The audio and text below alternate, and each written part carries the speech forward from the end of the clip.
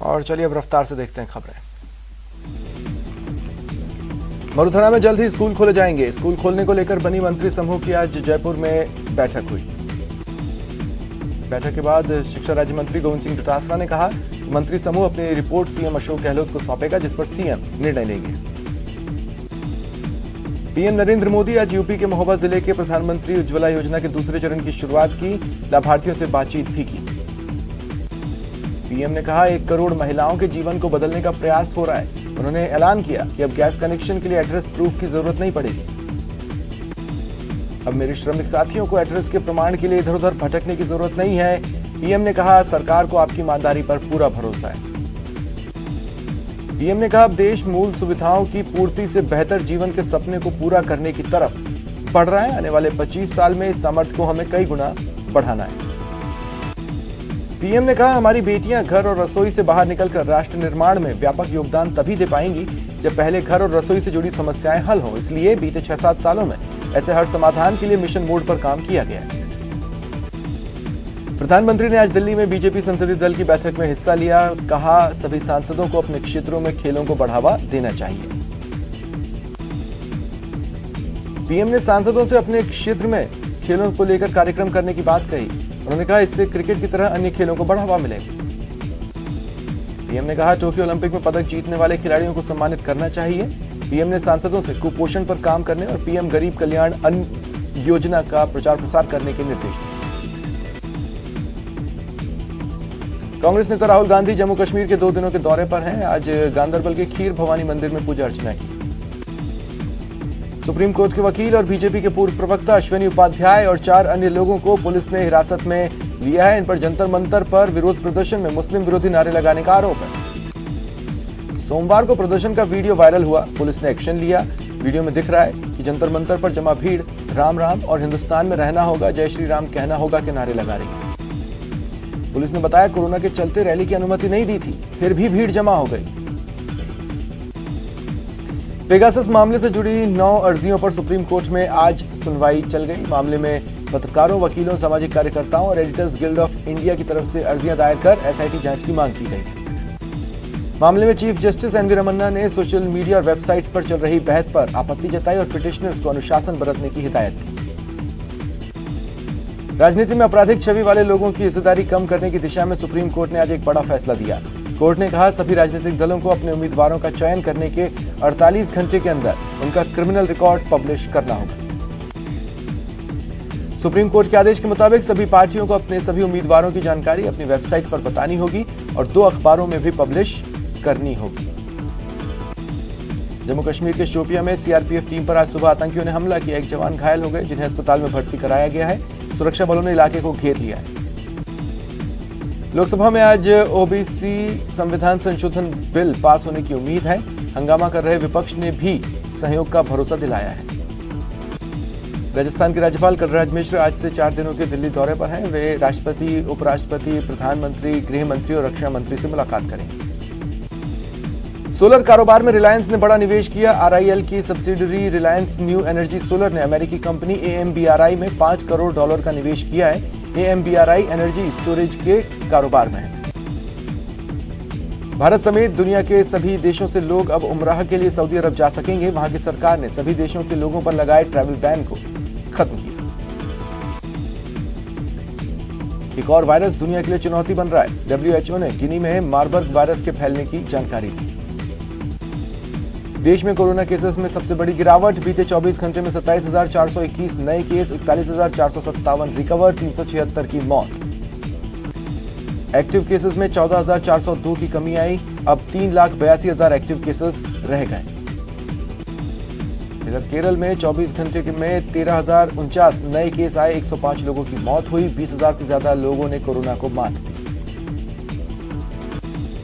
सरकार ने vaccine certificate हासिल करने की प्रक्रिया को आसान करने के लिए कदम उठाया है। अब सर्टिफिकेट व्हाट्सएप के जरिए चंद सेकंड में हासिल किया जा सकेगा। भारी बारिश के बाद यूपी के प्रयागराज में गंगा और यमुना उफान पर हैं। यमुना का जलस्तर खतरे के निशान को पार कर गया है। वाराणसी में गंगा उफान पर है। सोमवार को गंगा का जलस्तर खतरे के निशान को पार कर गया। वरुणा नदी भी तेजी से उफनाई है। हाड़ौती में बाढ़ से बर्बादी का जायजा लेने के लिए आज दिल्ली से केंद्रीय टीम आएगी, सर्वे करेगी और हो सकता है केंद्र राहत पैकेज की घोषणा कर दे। बीजेपी प्रदेश अध्यक्ष सतीश पूनिया ने गहलोत सरकार पर बाढ़ से उपजे हालात में निपटने में नाकाम रहने का आरोप लगाया। पूनिया ने कहा, सरकार अपनी कुर्सी बचाने का डिजास्टर मैनेजमेंट जानती है, लोगों को बचाने का नहीं। फसलें तबाह हो गई, लोगों के सामने रोजी रोटी का संकट है, पर सरकार दिख नहीं रही। पूर्व सीएम वसुंधरा राजे ने झालावाड़ खानपुर कृषि उपज मंडी में बीजेपी कार्यकर्ताओं को संबोधित किया और बारिश से प्रभावित लोगों की मदद का भरोसा दिलाया। पूर्व मुख्यमंत्री वसुंधरा राजे, सांसद दुष्यंत सिंह ने 12 में सांसद कार्यालय पर कार्यकर्ताओं से मुलाकात की। पार्टी के 20 मंडलों के कार्यकर्ताओं से उनका हालचाल जाना। गहलोत सरकार के नवाचार से कोरोना काल में बेरोजगारों के लिए नई राह खुली है। सरकार ने सभी छात्रावासों में गेस्ट फैकल्टी लगाने का फैसला लिया। भरतपुर में घूसखोर डॉक्टर को छोड़ने की खबर का दमदार असर। मामले पर एसीबी के डीजी बीएल सोनी ने संज्ञान लिया। सीओ और सीआई को मुख्यालय तलब किया। धौलपुर जिले के सैपऊ थाना इलाके में बदमाशों ने पुलिस वाले को गोली मार दी। उनकी बाह में गोली लगी है, बदमाश फरार।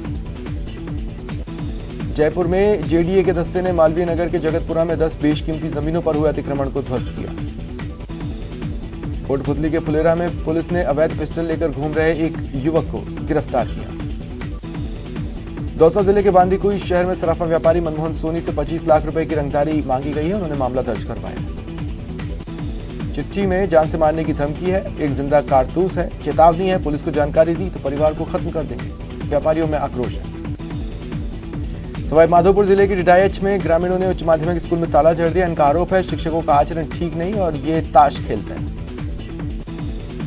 उदयपुर अहमदाबाद नेशनल हाईवे पर सोमवार देर रात मजदूरी कर घर लौट रहे पिता पुत्र को अज्ञात वाहन ने चपेट में ले लिया। पिता की मौत हो गई, बेटे ने इलाज के दौरान दम तोड़ा।